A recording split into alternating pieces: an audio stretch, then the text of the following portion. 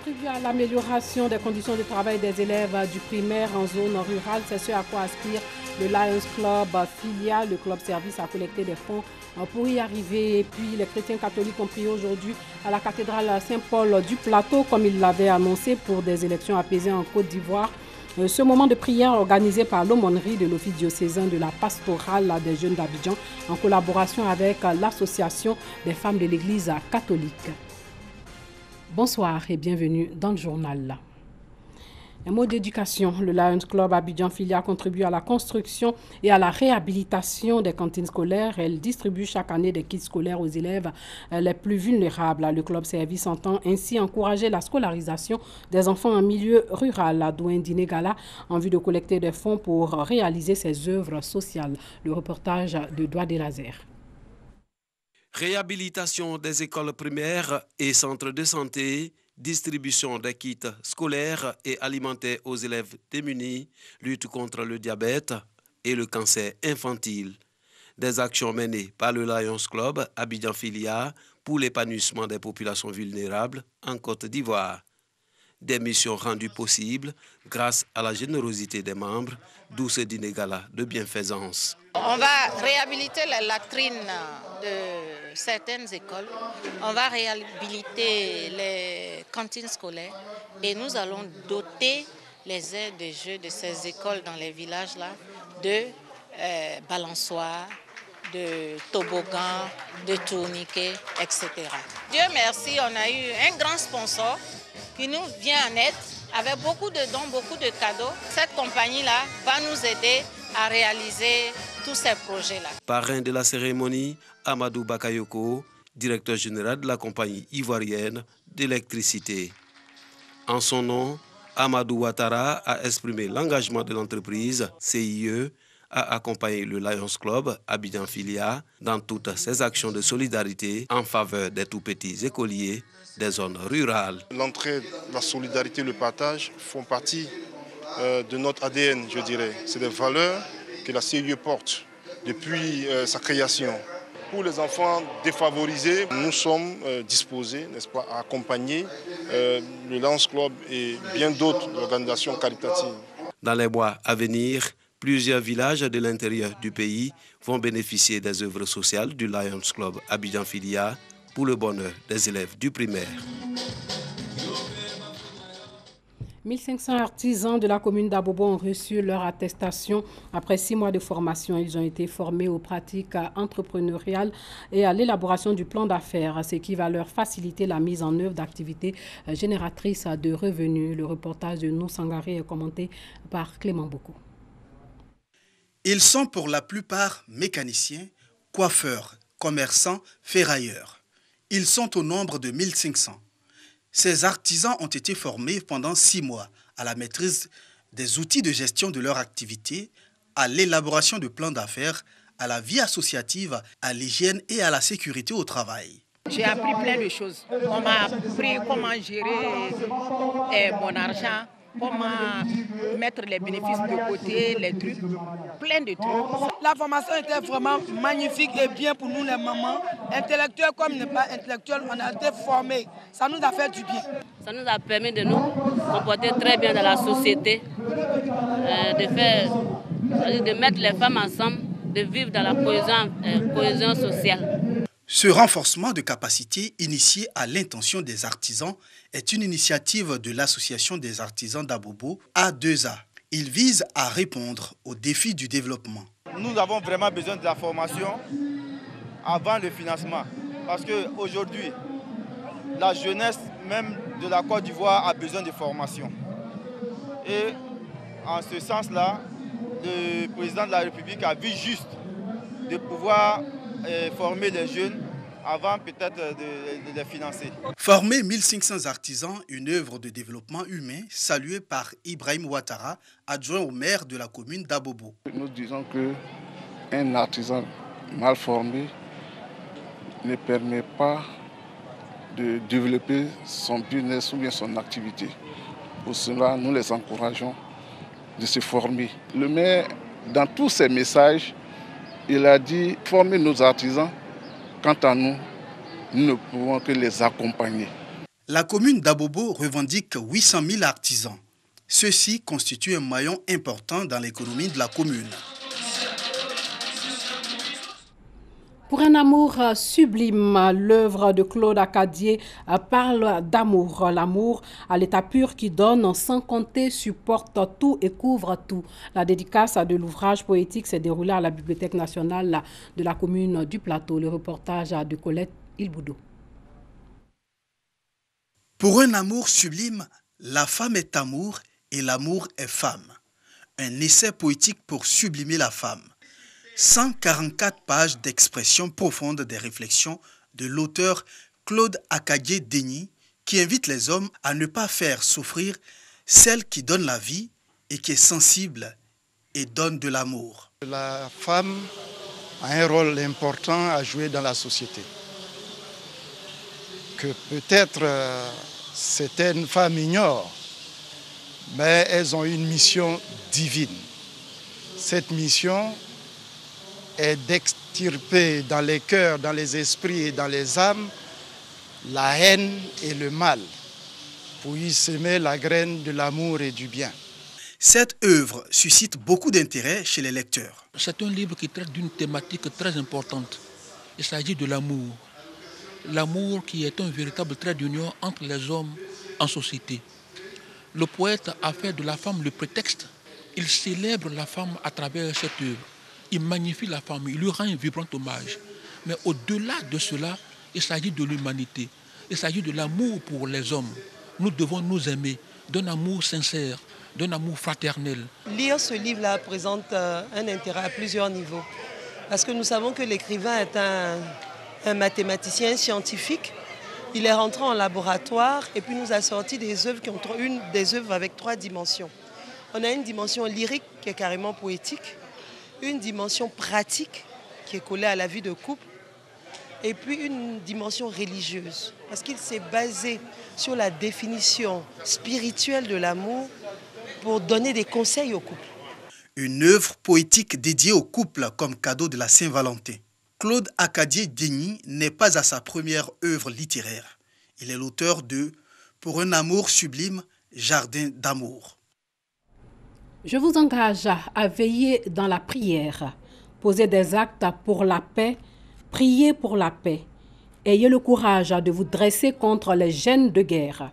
C'est le message lancé aujourd'hui par le cardinal Jean-Pierre Coutois lors de la prière d'intercession pour la paix et pour des élections apaisées à laquelle plusieurs milliers de catholiques ont participé à la cathédrale Saint-Paul d'Abidjan dans la commune du Plateau à 8 mois de la présidentielle.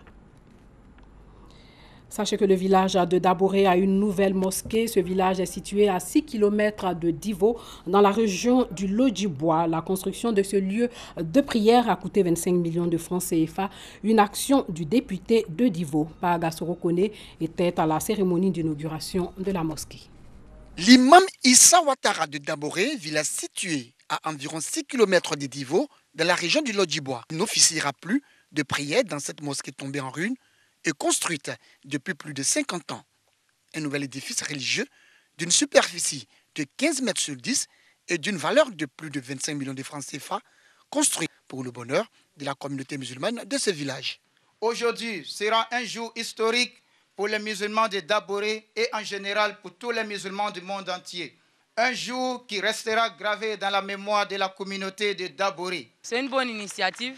Parce que les musulmans de Daboré en avaient besoin. Notre mosquée était déjà en perte. La construction de la nouvelle mosquée de Daboré, d'une capacité de plus de 200 places, une initiative de Dr Famoussa Koulibaly, député de Divo, fils de la région. Nous étions venus dans le cadre de l'autonomisation des femmes et le chef du village de confession chrétienne m'a approché pour me dire que les parents musulmans étaient nombreux et n'avaient pas de lieu de culte. Et donc depuis 2018, nous avons commencé avec l'aide de certains amis et frères à construire cet édifice à la gloire de Dieu. Donc cette œuvre, c'est glorifier le nom de Dieu, c'est une œuvre de cohésion sociale, c'est une œuvre de raffermissement de foi entre toutes les confessions religieuses dans ce village. Parce qu'en réalité, les religions ne doivent pas être des facteurs de division, mais surtout du facteur de paix. L'inauguration de la mosquée s'est faite en présence des responsables du COSIM, des autorités administratives et traditionnelles, des fidèles et guides des autres confessions religieuses et des populations des Daboré. Je suis venu pour me rendre compte de ce qu'il y a encore des hommes généreux sur la terre qui peuvent faire en sorte que Dieu soit connu et aimé. Daboré, c'est le chrétien qui domine. Mais puisque nos frères musulmans qui sont parmi nous, c'est pourquoi on les a permis de bâtir leur édifice ici. Pour qu'ensemble, on puisse faire appel à Dieu, pour qu'il y ait la force, la paix, la cohésion et la vie pour chacun de nous. Elle a aussi bénéficié du soutien des élus et cadres de la région, mais aussi du soutien du conseiller spécial du président de la République chargé des cultes et des affaires sociales. À cette occasion, l'imam Issa Ouattara a été intronisé. Il a reçu ses attributs d'imama des mains des représentants du guide suprême de la communauté musulmane de Côte d'Ivoire, Cheikh Boakari Fofana.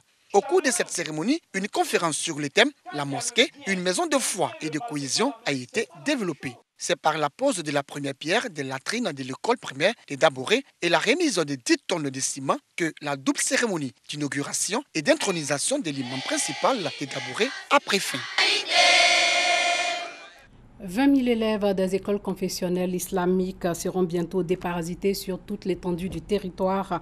Cette action menée par l'ONG Islam Action Sanitaire va coûter 11 millions de francs CFA. La cérémonie de lancement de cette campagne a eu lieu à l'école confessionnelle ICRA du plateau d'Okuy. Le reportage de Bintou Pekele est commenté par Clément Boko. Sarah Diawara et ses amis, toutes en classe de CM2, jouent dans la cour de l'école. Quant à Nina Rabia Sanogo, elle se construit un château de sable. De l'autre côté, Cheikh Oumar et ses amis s'adonnent à une partie de football. Exposés à des microbes, ces élèves de l'école confessionnelle islamique ICRA sont heureux de recevoir des déparasitants de l'ONG Islam Action Sanitaire ISLAS. Ça doit aider mes globules blancs à combattre les microbes de l'organisme.